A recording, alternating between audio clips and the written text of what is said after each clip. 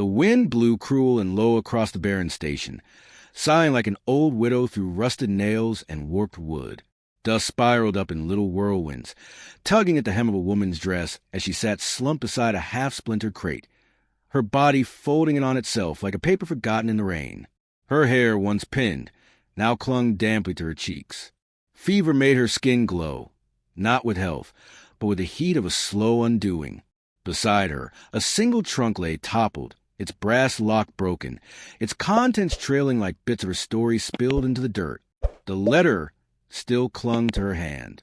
A destination, a name, ink smeared from sweat and time, but the promise it held had burned hotter than a train's engine as she left everything behind. She'd worn her best shoes when she boarded in St. Louis, but now her boots were scuffed and split, and her stockings soaked through with fever and prairie grit. No one had come. She'd waited as the last train hissed and pulled away, its whistle howling like it mourned her. Then the silence took over, the kind that isn't empty, but full of things unspoken, the kind that presses on your chest and says you do not belong here. She remembered her father's silence when she told him of the match, his hands gripping the arms of his chair, knuckles white, jaw clenched. Her sister crying into a handkerchief she tried to hide. The town preacher's wife whispering behind a fan, well, perhaps a man out west won't mind her. History. They had all turned away, gently or not. So she turned, too, toward a name in a letter, toward hope, foolish and bright, toward the chance to belong somewhere. Finally, she hadn't eaten in a day and a half. The sun was too strong here, brighter than anything she'd known. It made her squint, made the world swim. Her lips were cracked, her breath shallow. Her corset bit into her ribs, but she hadn't the strength to loosen it. Her spine curved like a dying branch. And then, hooves. She looked up, blinking against the light. A man rode in, not galloping but ambling, like he wasn't in much hurry. He wore a stiff brown coat and a hat too fine for his face, which was lean and sharp, like someone who counted coins more than heartbeats. His eyes raked over her with no softness, no welcome. "You her?" he asked, not dismounting. "You the girl?" She nodded, tried to rise. Her voice caught in her throat like a thorn. He spat into the dust. "Didn't think you'd look so sickly. Hell, you can barely stand." She reached for the trunk, tried to gather the scattered dress folded inside, the ribbon meant for her wedding hair. But he just grunted. "Turn his horse in a lazy circle. No one told me you were broken. Don't need a burden. Ain't charity." He looked past her like she was just another object abandoned at the station. "I paid for a bride, not a damn corpse." Then he turned and rode away. His dust clung to her skirt. She didn't watch him go. For a moment, there was no motion in her. The last breath of belief left her chest, and she sagged forward, clutching at the wood to hold herself upright. Her legs buckled. Her forehead touched the dirt. And then she went still. A shadow moved then, not from the road, but from the trees beyond, where the land curled into wildness and the rules of towns no longer held. The figure stepped soundlessly from the brush, tall and broad, wrapped in worn buckskin stitched with beads so old they no longer glinted. He walked barefoot across gravel and broken boards, as if the earth called him home. He crouched beside her, said nothing. His skin was coppered and sun-warmed, his face weathered but quiet. Braided hair fell across one shoulder, tied with leather at the end. His eyes didn't narrow, didn't judge. They simply saw. She stirred, a small sound from her lips, but she didn't wake. He pressed a hand to her forehead, large, warm, steady, then gently to her throat, where the pulse still fluttered like a trapped bird. The fever was high. The station was empty. The sky stretched cruel above them, indifferent. He looked once to the east, where the town sat waiting in its own kind of silence. Then he lifted her, slowly, carefully, as though she were made of something more delicate than bone. Her head fell against his shoulder. Her fingers curled weakly into the edge of his sleeve, and for the first time in many days, her breathing slowed. He didn't ride. He walked, her trunk left behind, the letters scattered in the wind. Only her, carried in the arms of a stranger whose name she did not know, a man who had not spoken, a man who did not ask permission. As the sun dipped below the hills, its gold slanting like fire across the tall grass, their shadows stretched long across the dirt, one shape strong and straight, the other folded into it. No one saw them go, no one called out, but the land itself seemed to hush, as if some old story was starting again, or maybe finally beginning. The first thing she noticed was the warmth, not the heat of fever, but something gentler, steady and close. Her skin wasn't trembling anymore. Her breath no longer caught with every rise of her chest. There was a softness beneath her, hides layered over packed earth, and something floral and smoky in the air. She blinked, and the ceiling above her swam into focus, low and rounded, made of earth and wood. Dried herbs dangled from twine across the beams. A fire smoldered quietly in the stone hearth, its glow not for heat but comfort. The silence was alive, not empty like the train station, but full of motion. The quiet creak of wood, the hush of snow beyond the door, a rustle fabric, and then footsteps, light as breath. She turned her head. A woman stood by the hearth, older, her braids streaked with silver, her face soft but lined. She wore a dark wool dress, hand-stitched at the seams. When she noticed a girl awake, she didn't rush or startle, just nodded once, slow, and dipped a carved wooden spoon into a clay bowl. The girl tried to sit up. The woman's hand pressed gently to her shoulder. "Stay." Her voice was low, broken English shaped by years of other languages. The spoon touched her lips. The broth was earthy, strange, but good. She swallowed, though it took effort. Her body still floated somewhere between weakness and waking. Later, she tried to speak, but her voice rasped. The old woman patted her arm and murmured something in Comanche, words she didn't know, but felt safe hearing. She drifted again, in and out of sleep, and the hours blurred. Sometimes a tall man was there, crouched by the fire, carving something from bone or wood. He never spoke, never stared, but his presence filled the room like another wall, sturdy, unmoving. Once, she watched him cut leather, his hands careful as he shaped the pieces. Another time, he brought in a rabbit, skinned and cleaned, and gave it to the older woman without words. It was days before she could sit upright.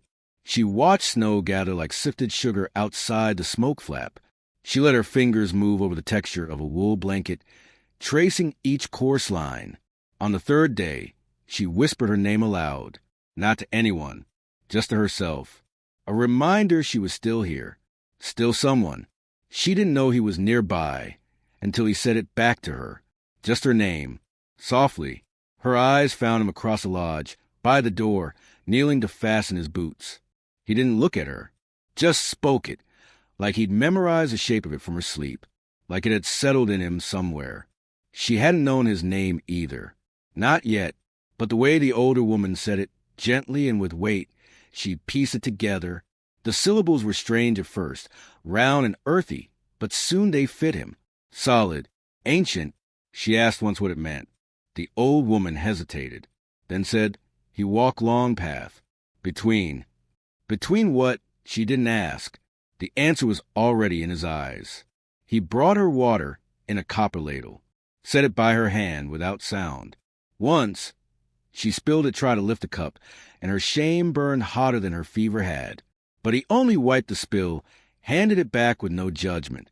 As if failure was nothing but a moment that passed. She began to eat more, sit longer, feel the bones of herself steady beneath the skin. And then one morning, he was gone. She panicked. The lodge was too quiet. The old woman gone to trade or tend to something. But then she stepped outside, barefoot, leaning on the post, and saw him in the distance. He stood in the snow-covered field, bare-chested despite the cold, hands gripping the reins of a wild horse. It bucked, snarled, kicked, but he didn't strike, didn't yell. He moved with it, leaned with it.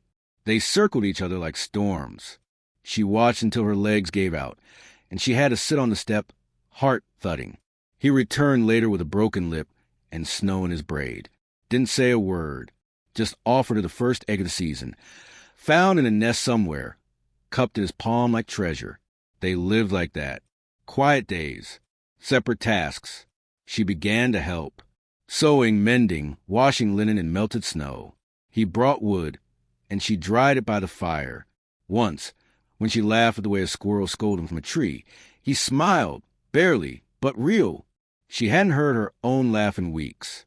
It startled her, like a bird fluttering from the brush. In that lodge, no one rushed her. There were no questions about where she'd come from. No eyes narrowing at the bruises time hadn't yet erased. No sermons or advice or pity. He never touched her. But sometimes when he passed, she felt the warmth of his presence brush against her like sunlight. He walked between two worlds, she realized. He was too tall for the Comanche men she glimpsed during trading. His hair lighter at the ends, his eyes shadowed by something more than age. When she asked the older woman, she said only, his father was blue coat, mother mine, both gone. He'd stay. He hadn't always lived here. There were scars on his arms, long ones deliberate, some from blades, others from life. He bore them like truth, like they no longer hurt. She wondered if he knew the loneliness she'd felt that first night off the train, the cold of being unwanted, the sting of rejection before your name was even spoken. He must have. That's why he carried her. Not for love. Not yet. But because he knew what it was to be left behind. One evening, she stitched a tear in his shirt. He sat nearby, silent. She didn't ask. Just sewed, hands shaking a little. When she handed it back, his fingers brushed hers. He looked at her, not through her, not at what she'd been, but as if she were becoming something again. A real person, not a burden, not a transaction. They shared bread by the fire, said nothing, but when she looked into the flame, she didn't feel hollow anymore. Not healed, not whole, but housed. And sometimes that's the start of everything. The sky cracked open at the edge of the world, and rain began to fall in long, heavy strands that stitched themselves into thirsty earth. She stood beneath the porch eave, hand gripping the wooden post, watching the storm coming with the stillness of someone bracing for something more than weather. Out there, in the middle of the field, he stood bareheaded. The rain plastered his hair to his shoulders, glistened against the worn muscle of his arms. He didn't move, didn't shelter. His eyes were closed, face tilted upward, like the water meant something to him, like he wanted to feel it all. She wanted to step toward him, but the letter in her pocket felt heavier than her limbs. It had come that morning, delivered by a young rider with a nervous glance and a forced smile.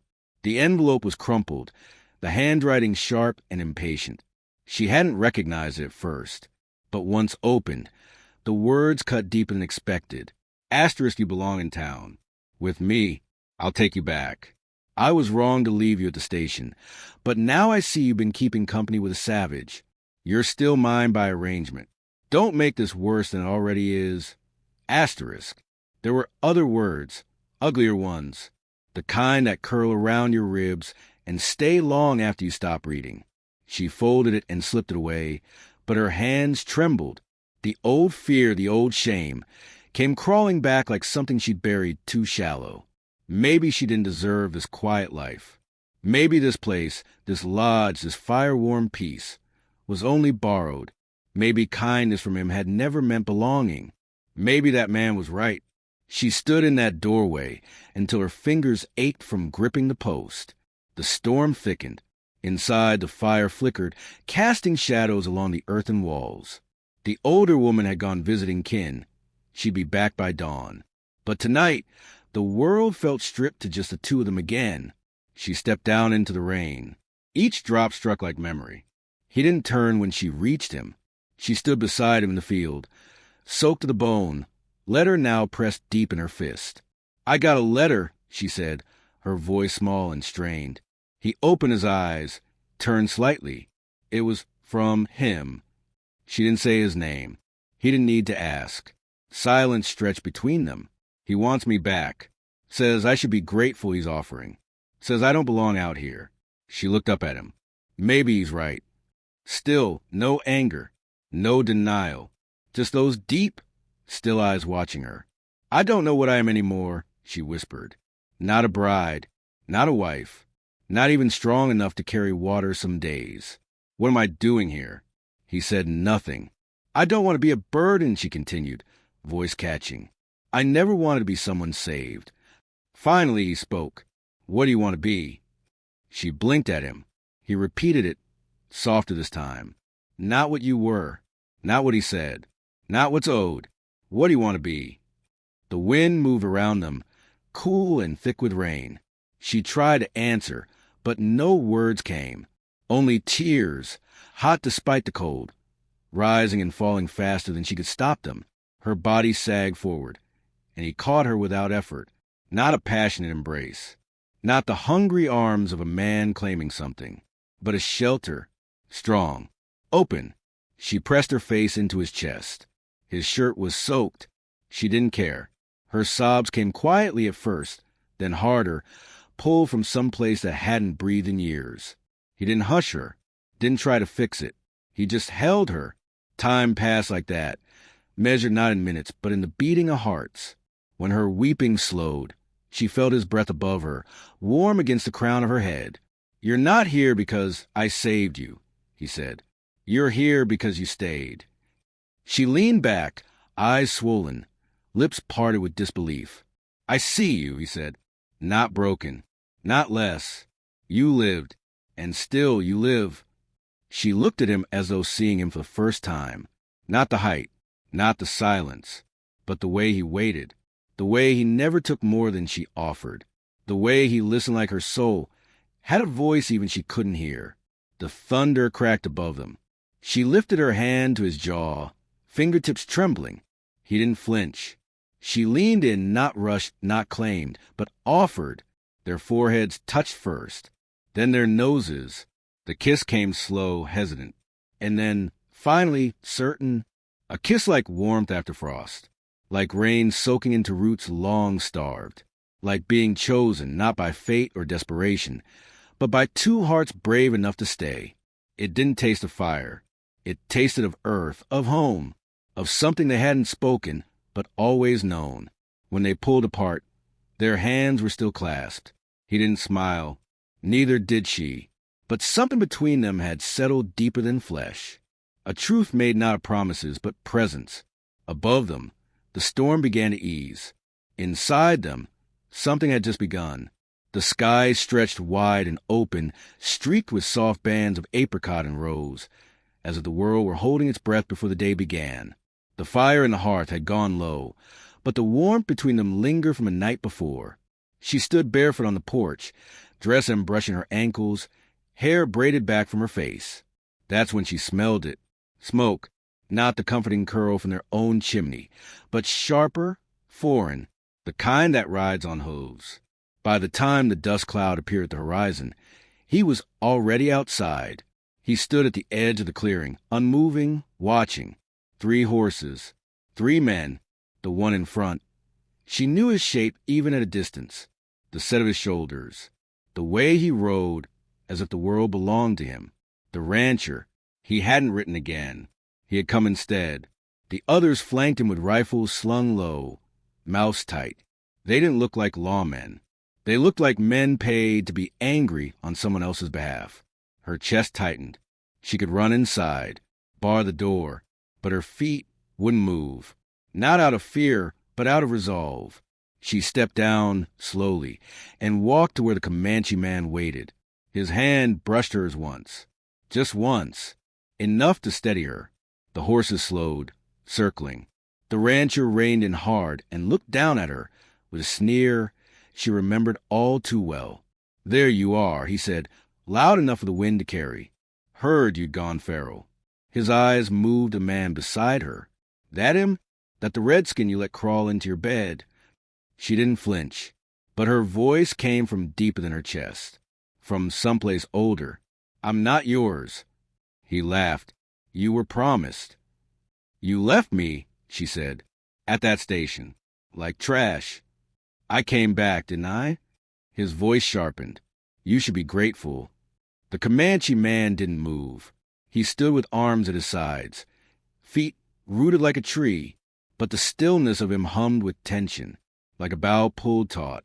She speak for you now, the rancher mocked. I speak for myself, she said. Her voice rose, clear and steady now. You don't get to own me just because you signed a paper. I'm not something to be taken back like a faulty saddle. The wind picked up. I am not your shame, she said. I am not your charity. I am not your bride. She turned slightly, just enough to glance up at the man beside her, then back at the ones before her. This is my home now. I wasn't stolen. I stayed. The rancher spat. You always were good at pretending. One of the hired men shifted uneasily.